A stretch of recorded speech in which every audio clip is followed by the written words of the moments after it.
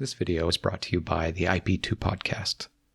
Hosts Felix and Shay had me on their show not so long before the publishing of this video, and we discussed afterward doing some advertisement spots for fab creators on Gorgonian Tome. After speaking with them and having such a great time, I felt like they deserved to get a highlight in our budding community, so I reached out to ask if they were interested in throwing me a couple of bucks to do so. I highly recommend their channel, as it is focused on the non-competitive aspects of fab. That being the community, the artistry, and overall humanistic element of the game we all love. There's a link in the description to their channel below. Thanks again, Felix and Shay. This video is made possible by my Patreon subscribers. Their support is indescribable. Without them, making the videos would be much harder. Their names will appear in the credits at the end of the video. If you would also like to support the channel, follow the link in the description below. I'm working on getting a Discord server set up for Gorgonian Tome fans, and there will be some specific benefits to those who support the channel in that Discord. T.S. Eliot was born in St. Louis, Missouri in 1888 and died in London in 1965. He was, in his time, a poet first and foremost, but also an essayist, playwright, and critic. As a poet, he has since become one of the most well-known and celebrated in the English language, having written such stanzas as, "Let us go then, you and I, when the evening is spread out against the sky like a patient etherized upon a table." That is from the Love Song of J. Alfred Prufrock, one of the most beloved poems ever. T.S. Eliot, though, is famous among would-be writers and storytellers for another reason. This second reason is the subject of today's video. Have you ever heard the term objective correlative? T.S. Eliot coined the term himself. This two-word combo, despite sounding very scientific and worrisome, is actually one of the greatest tools writers have to tell a story. Put in T.S. Eliot's own words, objective correlative is a set of objects, a situation, a chain of events, which shall be the formula of that particular emotion. Objective correlatives, then, are things in a story which represent emotion. Show don't tell is a poor explanation, which ultimately means use objective correlatives. Put simply, an objective correlative is a way to convey the emotional state and the overall philosophical state of any given character or situation. If my character is angry, I do not write, "With much anger splashed across their face and tone, they angrily yelled at all the people who were shocked by how angry they were." I instead couch the anger in an objective correlative. The woman squeezed her glass tight at the sight of the senator. As he drew nearer, shaking the hands of passers-by, she heard the glass crack. She glanced at her hand. It was near to shatter. The glass in the protagonist's hand is imbued with her emotions. Rather than ever mentioning how she feels, I can simply convey that via imagery. This is the power of the objective correlative. But don't take my word for it. There are many, many examples. One of the more obvious examples of objective correlatives at work can be found in Star Wars and the lightsaber. While Luke and Qui-Gon and Mace carry with them green, blue, and purple lightsabers, indicating senses of justice, calm, and even royalty, the Sith Lords carry with them red, often misshapen and strange versions of the same weapon. This is, of course, to help delineate good guys from bad guys, but there's more to it than that. Take, for a moment, the ending fight scene in The Phantom Menace, when Obi-Wan and Qui-Gon take on Darth Maul. One would imagine Obi-Wan and Qui-Gon have the advantage, as they each are, of course, two people with two lightsabers. However, Darth Maul reveals that they work with two lightsabers as well. Qui-Gon, who actually meditates mid-fight, fails to defeat the fanciful and brash attacks of Darth Maul. This signifies that Qui-Gon's monk nature will not work in this new and dangerous world. Obi-Wan, the spunky Padawan, takes up this challenge with a much more visceral and anger-fueled routine, which leads to slicing Maul's lightsaber in half. They are, again, at parity. These lightsabers carry a lot of weight in the story and serve to speak to your deep mind what is happening emotionally. In Cormac McCarthy's novel, Blood Meridian, the following line can be found. "The rifle the kid carried had been sawed down and rebored till it weighed very light indeed, and the mold for it was so small he had to patch the balls with buckskin. He had fired it a few times and it carried much where it chose. It rode before him on the saddle bow, he having no scabbard. It had been carried so before, God's years of it, and the forestock was much worn beneath." I'm so glad I read that right. The protagonist of this novel is a young man simply called the Kid throughout. It is a horrifying story of unbelievable violence. I highly recommend it. The gun's description here is, of course, of a rifle the kid is carrying, but really, this is a description of the kid himself. The rifle is sawed down. The kid is rough. The rifle is very light indeed and patchy. The kid, for the majority of the novel, is running from everything and everyone. He's often starving, sociopathic, and his survival instincts are mediocre. The gun, when fired, sends bullets in almost random directions. It is aimless, much the same way the kid is. So, this rifle is actually the kid. He is inexperienced and worn down and starving and has no direction. This is an incredibly powerful tool to have. And so, why am I talking about this in relation to Flesh and Blood? Flesh and Blood is jam-packed with objective correlatives, tip to toe, top to bottom, inside and out, from the highest high to the lowest low. The game is stuffed to the gills with objective correlatives. What they mean, though, is what we get to dive into in this video. Games, especially physical games, that meaning they are played with corporeal pieces rather than on a screen, are innately objective correlatives. A little wooden person in your favorite board game is an object which correlates to a person. In card games, and Flesh and Blood in particular, each card represents something. Take Blistering Assault, for example. This is a representation of a physical action in the world of Wraith. The light-leaning person is blisteringly, meaning fast, assaulting the enemy. So we can imagine that a character who plays this card charges in at their opponent. Its text box also gives us a clue. If a yellow card is in the pitch zone, it gains Go Again, while Go Again will be its own separate video once I've collected my notes on it. What's interesting here is that the Blistering Assault only gains Go Again if a yellow card is in pitch. Yellow, as has been demonstrated numerous times by both Monarch and Dusk Till Dawn sets, is the color of righteousness, holiness, being imbued with light. So, this card gains Go Again if the user, the warrior or otherwise light character, has a vested interest in these traits. Bolton, Prism are the only light heroes in Wraith as of now, but they are clearly, both in their lore and design, of the righteous variety. So, this is one card, and I've been talking about it for a minute already. We have so many more to go. The first thing that comes to mind when I think of objective correlatives in the more literary sense is that of equipments. Dorinthia's Dawnblade, Bravo's Anathos, Dromai's Storm of Sandakai, or Lexi's Voltaire. These weapons feel as though they are part of the hero, and that is, of course, because they are. They are inextricably linked to their respective characters' ludic designs, as well as their narratives. We see from Dorinthia's Dawnblade, for example, it is gleaming in an unseen light source. It is perfectly straight and looks magnificently sharp. The hilt tells us another story of ornateness. It is intricately designed as though custom for the beholder. Its scabbard is a robe-white color with gold embellishments. This weapon, when paired with Dorinthia, shows her to be almost regal. The sword itself looks ceremonious in a way, unused but for the training sessions in Solana. That the weapon is out of its scabbard, though, does give us the thought that it is not purely a ceremonious weapon. Rather, it could be that it is simply extremely well cared for by the bearer, Dorinthia, who is a prodigal swordswoman. The last bit, that it sits on a backdrop of golden clouds and incandescent light, is very much indicative that this weapon is holy in some way. Then, by contrast, look at Centauri's saber. This weapon is decidedly in the world. There are tiles beneath it, and it almost looks to steam in the light. There are etches and knocks in the blade from use. The handle looks a tad rusted and worn. The scene itself almost looks as though the sword is falling to the ground with a clatter. This weapon is not Dorinthia. Dorinthia would never let a weapon like this in her hand. She'd have to take it up to the blacksmith immediately to clean it up, fix it, and make it sparkly.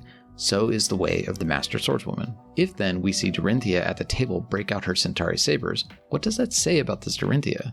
Was she on a quest in some far-flung land and had her Dawnblade stolen? Is she forced to deal with the commoner's weapons so as to retrieve it? What story does it tell that Dorinthia was found with sabers?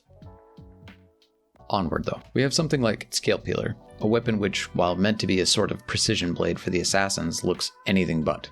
It is lashed together with rope. Its blade is clumsily serrated and looks almost like a jaw. The metal fastening on the top looks brutish, basically riveted together haphazardly. It sits, or floats, on what looks like a cracked and dirty concrete, or perhaps a totally dry bed of dirt. Even its name, Scale Peeler, indicates its intended use. This isn't so much a weapon for stabs in the night as it is something to remove the scales of fallen lizard beast or fish. Its job is to cut rough and deep, and messy is not a concern. That, then, helps immensely to show what its function is. Attacking with the peeler effectively turns off armor blocks, as it will carve them up and make the armor jagged and unusable. Scale Peeler is brilliant. Thanks, Musetti, for that one. Now let's take a look at a magical weapon. Crucible of Aetherweave is a fascinating depiction of a staff. It is wreathed in flame and sits on a backdrop of tendrils of fire licking the borders of the art. The staff itself is made into the visage of a dragon with smoldering gem eyes, scaly black haft, and a gem floats just out of reach of the snapping dragon's jaws. Its effect then also tells a story where paying one resource powers up the next arcane spell the wizard casts. I like to imagine when I'm playing Kano, I play Kano now, that Kano gives the staff a tap on the ground, and the lights of the dragon's eyes light up and engulf the gem in flame before he sends it hurtling at his opponent. There's no proof of any of that, of course, but a tome can dream. Take that in contrast to Anathos, which looks almost like a parlor trick weapon. Bravo does live with the traveling circus of Everfest, and so we can't imagine him fighting with a classical, tropey circus strongman hammer like this. The weapon is obviously well worn from use. It is bombastic, in a way. The proportions of it are exaggerated and almost silly when paired with just how much in disrepair this weapon is. Its simple gray backdrop, as well, gives the impression of the everyday. This is not a weapon people know about. While Dawnblade was probably named by the anointed priest who gave it to Dorinthia, Bravo decided to call this one Anathos because that was the name of an old friend. Obviously, I'm speculating with that last part, but it goes to show how well thought out these weapon cards are. I can almost hear Bravo lying in his tent at night when he hears a terrible howl. He jumps to his feet, grabs the great hammer by the hilt and says, "Come, Anathos, we ride!" This weapon reveals something else about Bravo too. While he is the macho man, the famous strong man of Wraith, the man imbued with the flow, the supremely confident, arrogant countenance on his hero card, his weapon tells a different story. How he treats this suggests it's important to him in its function, not its looks. He trusts this hammer because it's been through his battles with him, not because it is expertly crafted or imbued with magical properties. It gains +2 because Bravo swung it harder than normal, and that's all this guy needs to take down his foes. Boom. Hard cut to Teklo Plasma Pistol. This one is interesting. It's old and worn and clunky and misshapen. It looks like a blunderbuss sheared down to the nub and lost in a steampunk world. It seems to be hovering in a shower of sparks, almost like it was the chosen one from an assembly tool shop. The light beaming on it gives it a sense of the chosen one. Teklo, coming from Dash's last name, Teklovasan, indicates that this is either her design or a family heirloom. It is deeply worn from use, and the mechanics sort of suggest that as well. Each turn, this weapon can attack, but only if it's been recharged. Despite its obvious innovative design in a world populated by people who fight with swords and bows, it is clunky and perhaps prone to jamming, or needing to be reloaded because of its ammunition. Thus, Dash must carry with her all sorts of devices to increase its lethality. These weapons, when paired with their respective heroes, do so much work to welcome us into the hero's world. They invite us to think about what this weapon says about this hero. Now that I have done a few of the easier ones, I challenge you to find a weapon and ascribe it to a hero so as to extract more meaning out of said hero. And while you do that, I will move on to some of the other notable cards. Grasp of the Arknight, and most legendary equipments for that matter, are different in that they often depict emotion or action associated with them. In Grasp's case, the wearer seems to be channeling energy or manipulating runes in some way. The runes etched in the gloves themselves are aglow with the magical energy, and symbols pulse and gyrate around them. This pairs perfect with their effect, where the player may pay 2 resources to create a rune chant. This, I believe, is likely the runeblade balling their hands up, otherwise known as grasping, magical energy, to then use it in the fight. They are made of some kind of incredible material so as to have battle worn, and also indicated by their slightly matte purple color. New Horizon depicts a very different character, one who is looking well off into the distance and seeming to reach back to withdraw an arrow from their quiver. The headpiece itself looks almost like a robe on another robe. Perhaps the wearer, instead of reaching for an arrow, is actually removing a tattered disguise to reveal something more, let's say, legendary underneath. Or Tiger Stripe Shuko, one of the more visceral of the legendary art pieces, which conveys a viciousness to the wearer. This is not so much a nimble and deft ninja, rather a fiery, angry one, ripping through their opponents in every over- or underhanded way possible.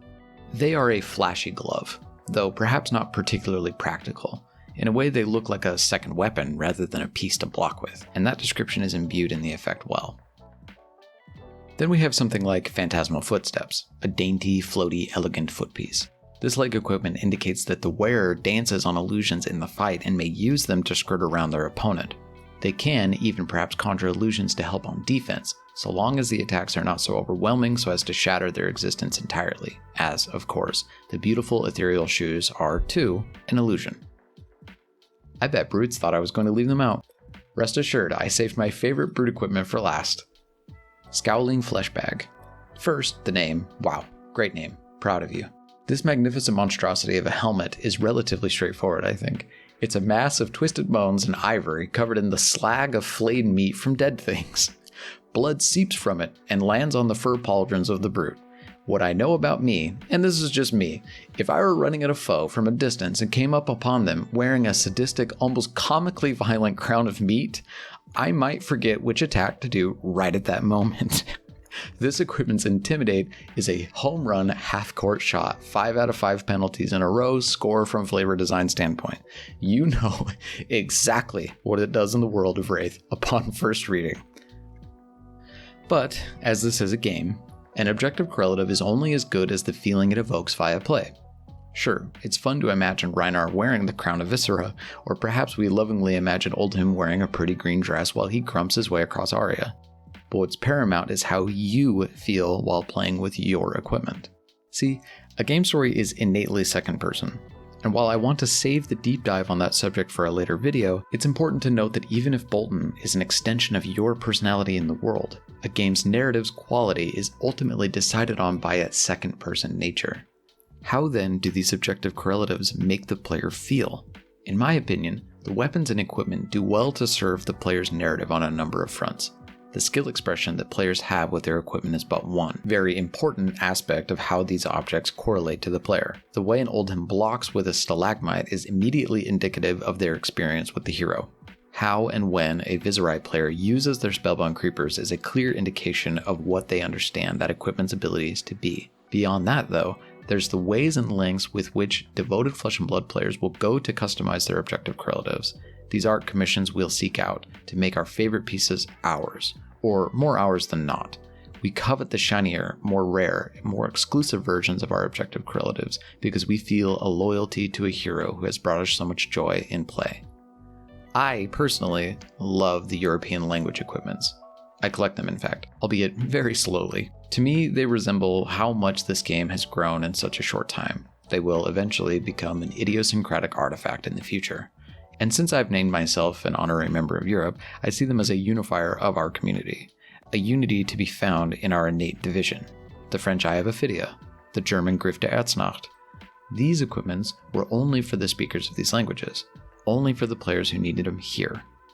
But they are just as easy for me to follow as their English counterparts, as I know their ludic functions in the game. But most of all, why I love the European language legendaries is because way back when I moved to Germany and knew very few people, I didn't have much of a grasp on the language. It was hard for me to connect. It was difficult for me to follow conversations. In an almost desperate attempt for human connection, I went to my local game store with a shoddy, single-sleeved Commoner Dorinthia deck. I sat down and did my best to communicate in German to my opponent because I wanted to work on my skills. And what I found myself learning German. The confines of the rule sets of Flesh and Blood meant that my opponents communicated in consistent ways in which I learned to repeat and build my lexicon from.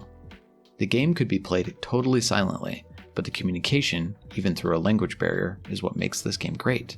So, thanks, History Packs 1 and 2, for representing a weird time in my life, objectively correlating to simultaneously loving my new home and missing my old one, representing a time where I desperately cling to English while living in a German world, and reminding me that the language of play is often enough.